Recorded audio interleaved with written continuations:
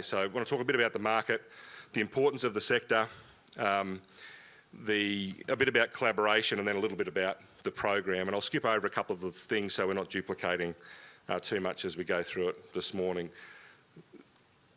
This is some 18 numbers, and the reason for putting these up, and I know there's current numbers, I just want to show the context of the change in the 2 years particularly, but in 18 we exported over 1 million head of cattle and over 1 million head of sheep, but total value of the market was about 1.4 billion.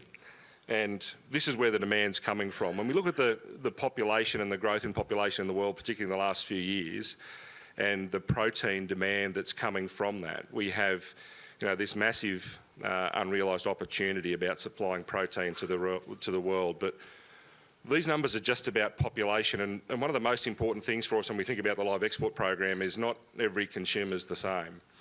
And the trap we can fall into is looking at the gross numbers and look at something like China with 1.4 million people and say, well, this must be one of the best opportunities for us to go to. But of course, anybody who's actually done any business in meat or livestock in China knows that it has its own challenges. But more importantly, when we actually break down the type of customer in these markets, and particularly their ability to pay, these markets then are actually quite different from one another. So if we look at China and the US, where China's got over 1.4 billion people, the US has only got about 340 million. But if you look at the number of households that are in that premium purchasing category, so over $75,000 US on a per household basis, there's 3 times as many of those in the US than there is in China.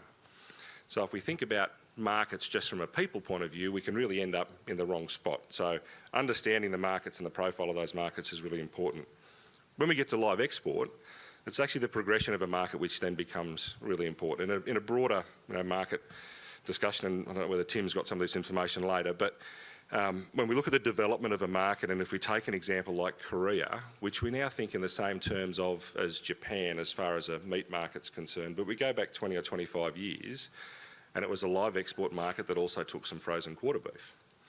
So the thing for us to think about with our markets is where is their current demand from the highest value consumers, so the ones that can pay the most, and where are the markets that we can invest in from a meat and live export point of view that are going to develop and progress over time, so that we make sure as we're developing relationships and supply chains in those markets that we have a longer term opportunity to build value in those markets as well. So thinking about our whole supply chain and all that we're providing into these markets is really important. So understanding the consumers and knowing that oils ain't oils, that not every consumer is going to be the same, and understanding what the upside potential is. So when we think about developing our live export markets and we think about the development of somewhere like Vietnam, for example, we look at it with its opportunities and challenges, but we also should be looking at it in a 20 or 30 year horizon, saying, could this potentially be the next Korea in the way that this market actually develops for us as a whole industry? And then what do we line up behind that as the other markets that we then support?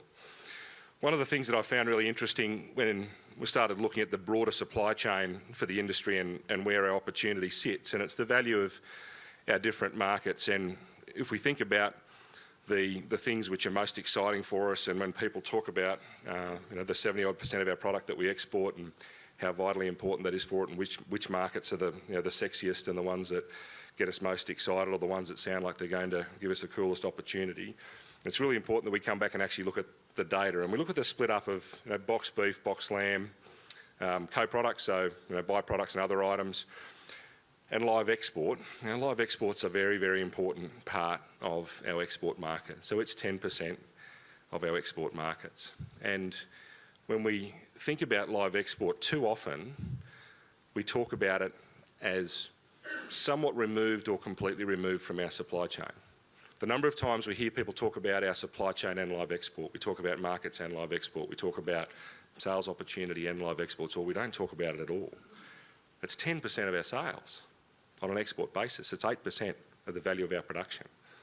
It's unbelievably important for our industry and for our supply chains, and plays an incredibly valuable role, not just in the type of cattle it takes from where it takes them, but in the total revenue and total value generated for the industry. And when you put it on a scale of where it actually sits on export markets, it's actually our number 4 market.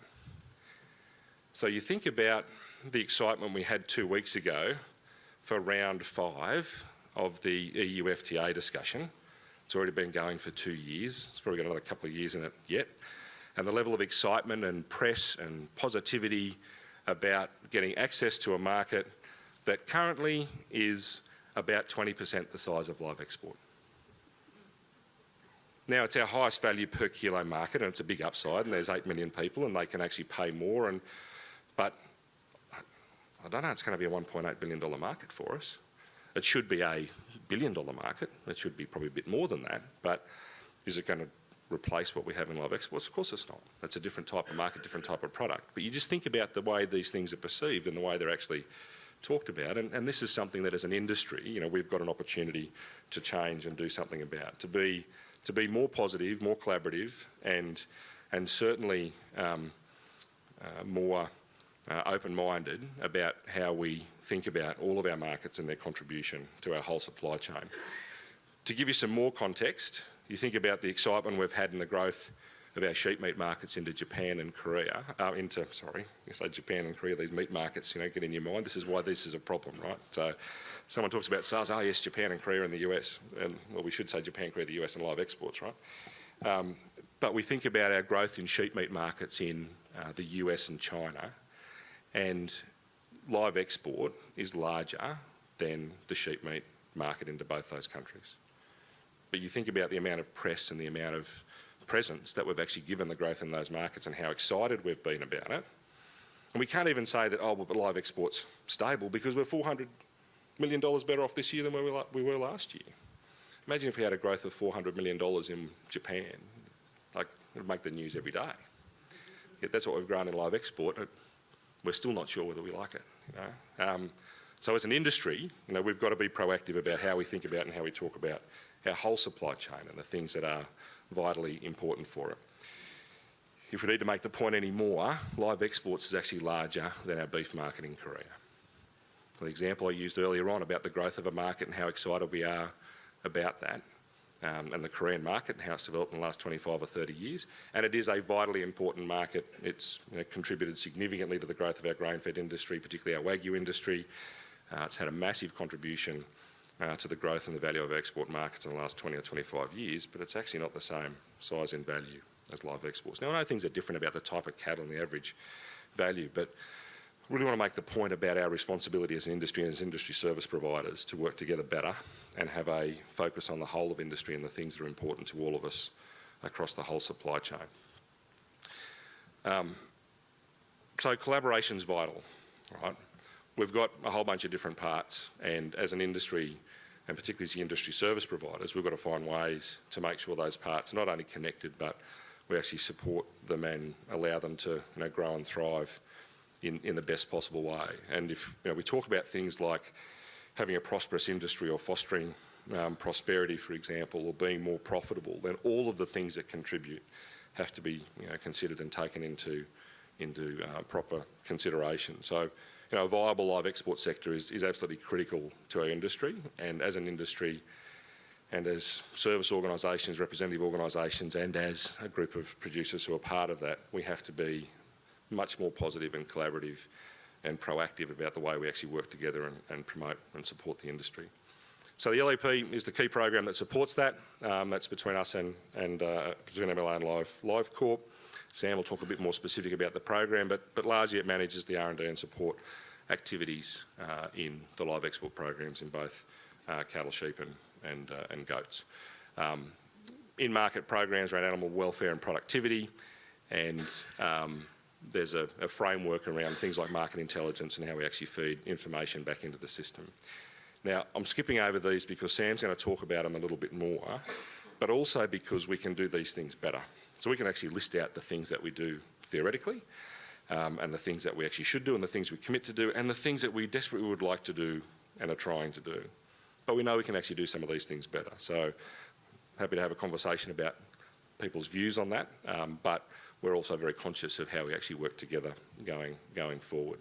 There's obviously a couple of key programs like the Animal Welfare Indicators Project, which is, I think, an example of how, you know, we can shift our thinking and how we can actually manage progress and how we can actually move to a more proactive solution to something which has given us challenge in the past, where mortalities has been seen as a measure of welfare and shifting off to other indicators.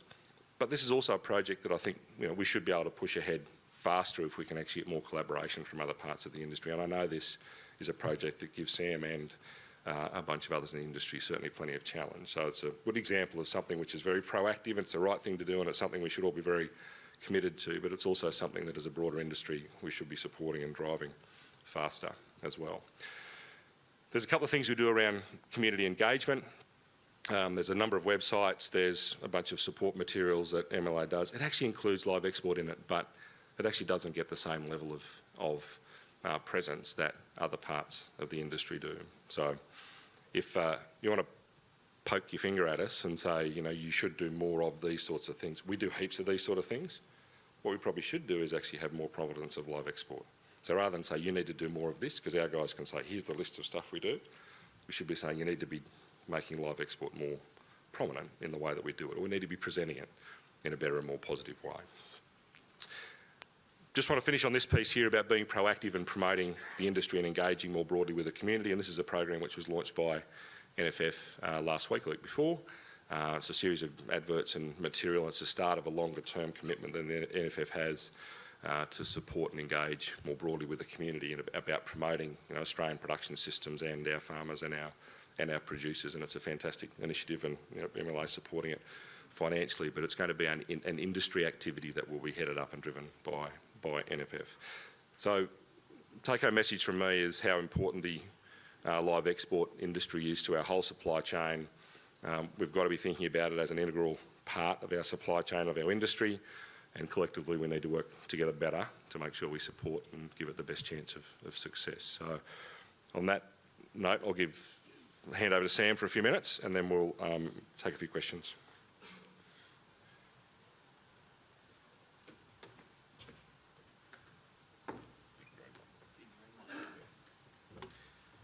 Thank you, Jason. It's great to hear your views and share the stage with you this morning with the Producer Forum. Look, let me just start by saying just how exciting it is to be back here in Townsville. And it actually really, for us in the LiveCorp team, it's actually quite special. This is where it all started in Townsville. The whole concept of LIVEXchange as a conference series, really, it kicked off here. And it is here in Townsville is where LiveCorp, LEP and the QLEA partnership formed to start the LiveXchange conference. And look, it wasn't all easy. It was actually quite a risky endeavour at the time. But 7 years on, we've run LiveXchanges in every state and territory. It's been boosted by the support from all of you as industry participants. But this session is the Producer Forum was something that we saw as really important to build in at the start in 2013, and that was where we had the concept of getting a whole half day dedicated to producers, because we just saw how critical producers are in the supply chain and that relationship you have with exporters, and the mutual success of both a producer and exporter is so interlinked. So that's where the concept came, and then it was just developed from there, because so much happens in this industry. It changes quite regularly. The challenges in regulations, and they're all quite specific and detailed. So having a forum where we can talk quite intimately and just cut through and get real people up here on stage to talk about the changes as we've built into the program, it's just critically important. But today, my job is to take you through the LiveCorp and the LEP and just how we work, and I'm going to just take you through some of the industry structures. And I apologise if it's for those that are really across the industry structures that you're very familiar with, but I just think it's a really important grounding. But just before I go into that, just the MLA has been a partner of this forum since it started, so I just want to acknowledge Jason and his team and the MLA for partnering and sponsoring this Producer Forum. It's couldn't be done without your support.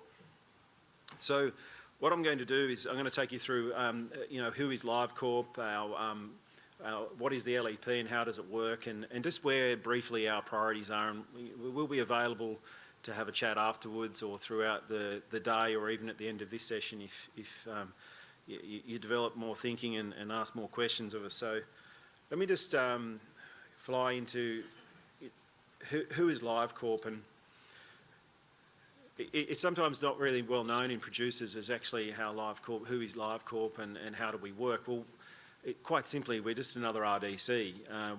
We're structured and accountable in the same ways. We're an industry-owned company like MLA. We work directly to the live exporters. We bring to the table live exporters funding. We bring to the table live exporters thinking.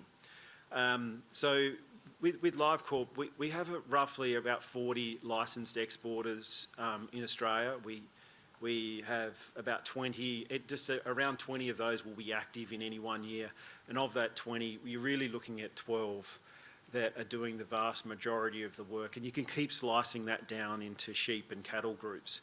But what does that mean for us as an RDC? It means we have an incredibly short accountability chain. We can talk to our members quite quickly, get their views and respond. And that's something we need to work hard at, something we exploit. But what it means also is we're side by side with exporters. And that's a really important thing for LiveCorp, that we work so closely with them and we can be right by them with the failures. And that's really important because making sure we have the maturity, trust and respect of the exporters who we need in our partnerships to be invited into their supply chains, invited to their businesses to better understand and then continually improve. So I hope you get the picture of that really short accountability chain and why we structure our way. And maybe I might talk a little bit more about that and you'll pick up as we go through. So if I look at I've covered that, so I'll just look at our structures. Now, everyone should be very familiar with this, and if you're reading Beef Central, you know a lot about some of the industry structures and redevelopments and things. But I'm not going into that. I'm just saying this is the current state, and this is the current structure that we have. This is the policy line and the service company line, the service provider line. So we sit in there with AMPC, LiveCorp and MLA. And as you can see at the bottom, how we connect LiveCorp and MLA. This allows us to put our money together and our thinking together for both producers and exporters.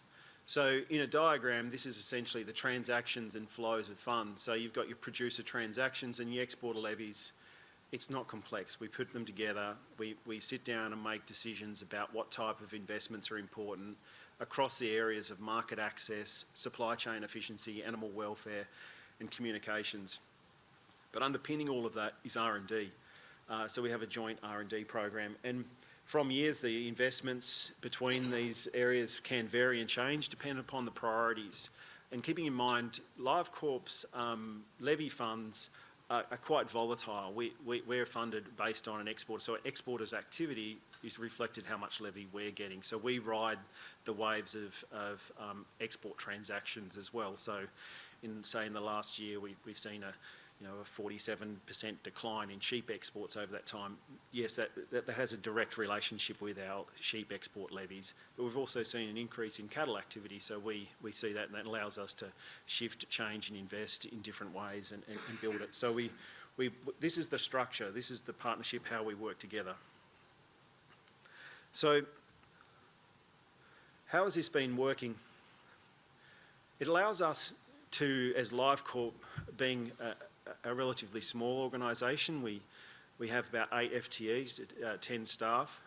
MLA has a network of staff across regions in Indonesia, Asia Pacific, Middle East, and the R&D program, which is Australia-based. So we partner our staff and our thinking and our team into this to form the LEP and bring the thinking out of these offices. It allows us, which we would really struggle to have access to the knowledge in market and the presence that MLA has to bring about improvement. So, as Jason mentioned, there's a lot of detail sitting in behind these, and he's talked a little bit about animal welfare indicators. It's just a small example of what we're doing in R&D. But there's a lot more that we're doing in the markets and have a focus on trying to understand better. But the relationship has been in place for over a decade now, and it's an enduring relationship. It's a very mature relationship where we can point out problems, differences, and how our members need to shift and change, and how we need to respond to differing services needs. But look, good examples of when the industry is hit its straps. I mean, it's when has the LEP really clicked into gear? And there's some good examples of it really helping supporting the change in the industry. The rollout of ESCAS is an absolute diamond of an example of how we need to move quickly to support the exporters. Adopt, communicate that the change that was upon the exporters was just so significant. Being able to connect into the markets, to have regular, consistent briefings on the change in regulations, which were quite specific at the time. One, handling the in the field changes and giving guidance, but also the theory, the concept, and it's evolved since. Our R&D program was able to look at the challenges of rolling out ESCAS and develop the Livestock Global Assurance Program, which is a conformity assessment program separated from government, which is going to capture a lot of efficiencies and give greater assurance and certainty. I don't have enough time to go through that one particular program, but it's a classic example of a flagship piece of R&D that now has been adopted by industry. It's in the throes of being recognised by the government. The company of any mark is established, and we'll hear from them tomorrow. But as far as Jason and I are concerned, this is an R&D project that went from concept and a theory into practice. And this is what, as RDCs, this is fantastic for us to see how we pull together to develop a project and see that through. So one of the things I might share with you is something that I've been able to see since we were last here in 2013, is being close to exporters and being side by side with them. You get to pick up subtleties and changes in things. And one of the things that I reflect on a lot is how the actual exporters have shifted in their thinking and where they see themselves in the supply chain. For me, my conversations with exporters around 2010 and 11 was all about their importer's needs. What did they need to support that importer? And if we look at the change that was brought around by ESCAS and fast forward into 2014, I was also picking up a subtle shift in the exporters' language. They stopped talking about their import and they just started talking about their customer. Say, my customer in market needs, these are the challenges they have, how do we help? And if we fast forward again, and what I'm hearing exporters say more and more of now, these are my partners. My partnerships in this market, and that's reflective of the whole supply chain. And I think that's a really important, whilst it's a subtlety, it's really essential for us to think about as RDCs, and that's the side-by-side nature we can have with exporters to listen to what they're saying and how they see themselves in their own supply chain, because it's vitally important that we adjust as RDCs and Meat and Livestock Australia and LiveCorp and the LEP, because we've got to adjust our ability to provide services to them as well, and particularly if they see themselves integrated into those supply chains. The services we were running back in 2013 when we were bulk rolling out is certainly different, and how we do training and service provision differently. But here's a little bit of a snapshot of some of the things that the LEP programs working on in key areas across all regions. It's just a grouping. Obviously competitiveness, breeder welfare, regulation compliance, building supply chain capability, but we have such a more of a deeper reliance on government relationships and the diplomatic capacity, and we're certainly working harder in that through the networks of relationships with MLA. A classic example of this is how MLA will help hand over the letter to invite that delegation down to Australia. LiveCorp team picks that delegation up and takes them around. We regularly, communicate how it's going, and then they go back into market. So that's an example of how the two partnerships are working to improve diplomatic relationships. It helps our relationship with government because they know that right behind their commitments to have more delegations down here to build market access is the industry, and they're right at the table. So thank you. I hope to have more of a discussion with you. It's as I said, it's just so exciting to be back here, and it's really quite special for us to be back here in Townsville after 2013. And I'll hand back to you, Jason, and hope to speak to you more and answer questions.